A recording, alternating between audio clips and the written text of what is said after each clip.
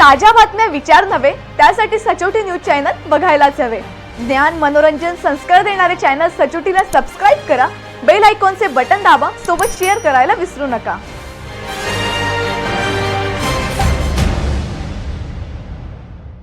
नाशिक जिल्ह्यातील दुसऱ्या क्रमांकाची माजी मंत्री माननीय प्रशांतदादा हिरे यांची नामांकित महात्मा गांधी विद्या मंदिर शिक्षण संस्था संचलित 28 माध्यमिक विद्यालयात 3 वर्षासाठी प्रशासक बसवला। या विद्यालयात एक गुन्हा दाखल झाला व त्या गुन्ह्यातील शिक्षकांचे पगार देखील सुरू झालेत व संस्थेला दिलेले अनुदानाचे लेखापरीक्षण करून उर्वरित रक्कम शासनाला परत करण्यात आलेली आहे।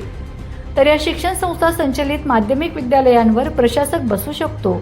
मग मालेगावातील महात्मा फुले शिक्षण संस्थेमध्ये सन 2000 ते सन 2022 पर्यंत कुठलेही संचालक मंडळ अस्तित्वात नाही, तरी देखील या शिक्षण संस्था संचलित शाळा व विद्यालयांमध्ये 50 ते 60 शिक्षक, इतर कर्मचारी यांची बेकायदेशीर भरती झालेली आहे।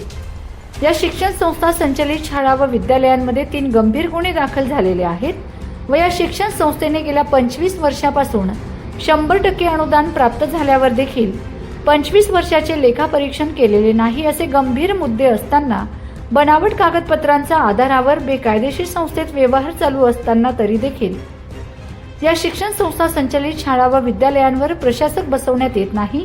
याच्या मागचे कारण काय?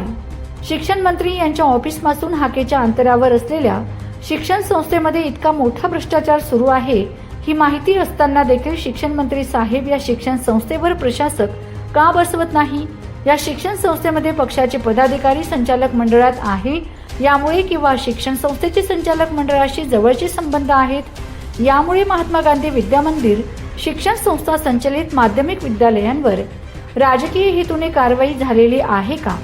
जर असे नाही तर शिक्षण मंत्री साहेबांनी महात्मा फुले शिक्षण संस्था संचलित शाळा व माध्यमिक विद्यालयांमध्ये तात्काळ प्रशासक बसवावा, जेणेकरून शासनाचे कोट्यवधी रुपयांची फसवणूक थांबेल।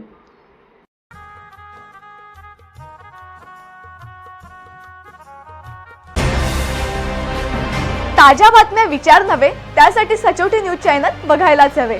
ज्ञान मनोरंजन संस्कार देणारे चॅनल सचोटीला सबस्क्राइब करा, बेल आयकॉनचे बटन दाबा, सोबत शेअर करायला विसरू नका।